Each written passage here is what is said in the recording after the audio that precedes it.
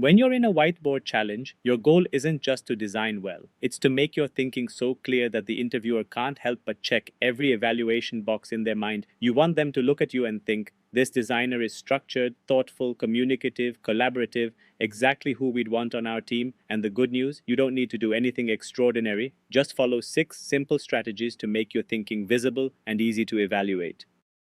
The first principle is to narrate your decisions as you design. Interviewers can't read your mind, so bring them into your thought process. For example, say something like, I'm choosing a bottom navigation here because our users need rapid switching between core features whilst on mobile. Notice how natural that sounds. You're not over explaining, just giving context. This helps interviewers see your rationale and reinforces that every decision you make is intentional, not instinctive. Next, show that you can prioritize. A great designer doesn't try to solve everything, they focus on what matters most. You can say something like, this onboarding flow solves the most critical pain point we identified, helping new users understand value within 60 seconds. That one line shows you understand impact, not just aesthetics. You're signaling business awareness and user empathy at the same time, two qualities every hiring manager values deeply. Now, make sure your whiteboard stays visually organized. A cluttered board equals a cluttered mind, and interviewers subconsciously pick up on that. Create clearly labeled sections for your process. Problem definition, vertical bar user journey, vertical bar key screens, vertical bar success metrics. When your layout is neat and structured, it mirrors mental clarity. Interviewers can follow your logic without effort, which keeps their attention on your ideas, not your handwriting. Here's a subtle but powerful trick. Time box your process verbally.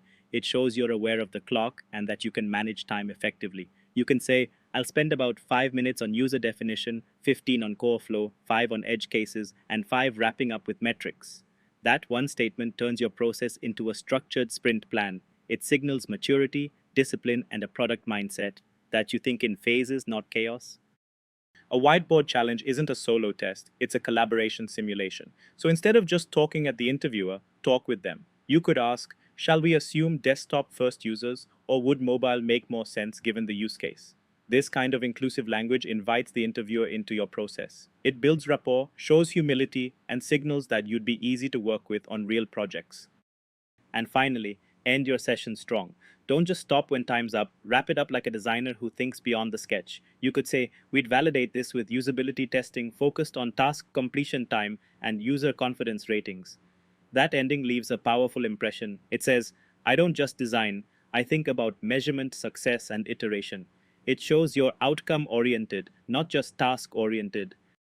Remember, the goal of a whiteboard challenge isn't to prove you can design fast, it's to prove you can think clearly, communicate strategically, and collaborate gracefully.